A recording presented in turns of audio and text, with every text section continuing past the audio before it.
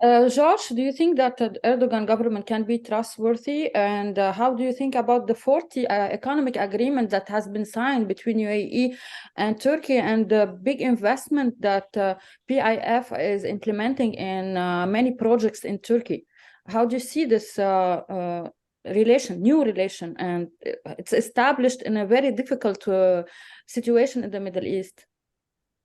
Well, as you note, the Middle East is a complicated place, and there are many conflicting, if you will, signs. And that is kind of, as Max mentioned and as Turk is talking about, a hallmark of the Erdogan reign, which is to say, on the one hand, the country was a supporter of some of the most radical elements inside Syria, the worst brand of radical Islamist extremists, and has fomented a stronger Muslim Brotherhood both inside Turkey and in other countries around the region, particularly Egypt before the counter revolution, if you want to call it that, took over.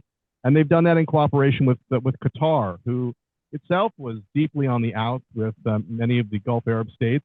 And again, you've seen Saudi Arabia, you've seen the UAE and others look to repair some of those relationships or bring some of these actors back into the fold. In some ways, I think those choices are the ones being made by Saudi Arabia and the UAE to embrace a new kind of détente with Iran, a new détente with Assad, a renewed détente with Erdogan, are sometimes messages to the United States as much as they are choices that are fundamental to the direction in which the Gulf states, the Arab states want to go. I don't think that they're looking for a deep embrace with the Islamic State or other those who support them. I mean, I think it's important to remember that when the United States asked President Erdogan to arrest some members of Al Qaeda, other folks active in some of the most radical Islamic terrorist groups in the world, rather than arresting them, he assigned them presidential security details to escort them around the country.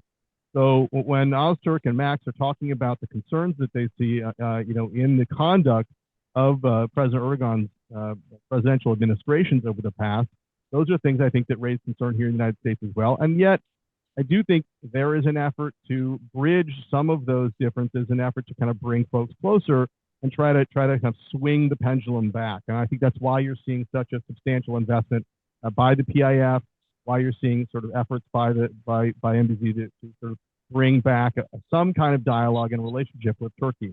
One hopes that it will begin to moderate the choices, but I wouldn't hold my breath. In fact, if you hear a thud here while we're on the air, it's me holding my breath and passing out.